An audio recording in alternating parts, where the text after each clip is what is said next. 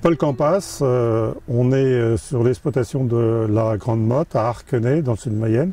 Ici, l'exploitation fait 68 hectares. La production principale, ce sont les volailles label de Loué, 4 bâtiments avec 4 espèces différentes de production avicole, avec une production de céréales, blé, orge, colza, maïs, et une production de pommes à cidre cidricole. On est ici dans une parcelle de colza avec une culture associée de pois.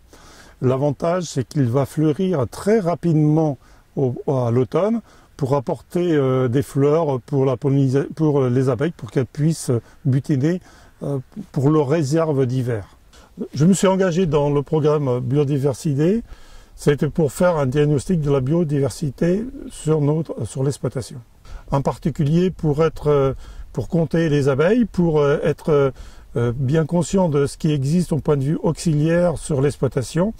Et avec les chasseurs, ça nous a permis de faire un comptage des perdrix, même si je ne suis pas chasseur. En lien avec les chasseurs sur l'exploitation, on a mis en place un égrenoir pour nos perdrix et aussi pour les faisans. En 1984, lors de mon installation, nous avons arraché environ 2 km de haies qui m'empêchaient de travailler en grande culture. Et aujourd'hui, nous sommes à un solde positif de plus de 3 km de haies replantées. On a plusieurs avantages à ces haies, c'est qu'on favorise la biodiversité de nos auxiliaires, aussi bien les oiseaux que les insectes. Par expérience, on le sait que nos auxiliaires vont coloniser nos parcelles jusqu'à 70 mètres. Donc, il faut essayer de leur favoriser le travail, leur hébergement, le gîte et le couvert.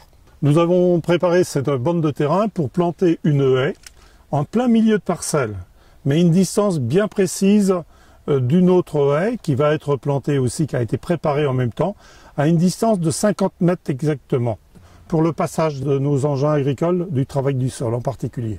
Les vieux arbres, même les arbres morts, il faut les conserver. Ils sont surtout utiles pour le logement et l'habitat de nos insectes, comme les abeilles l'hiver. C'est un réservoir très important et un lieu pour nos mésanges en particulier, tout à fait naturel.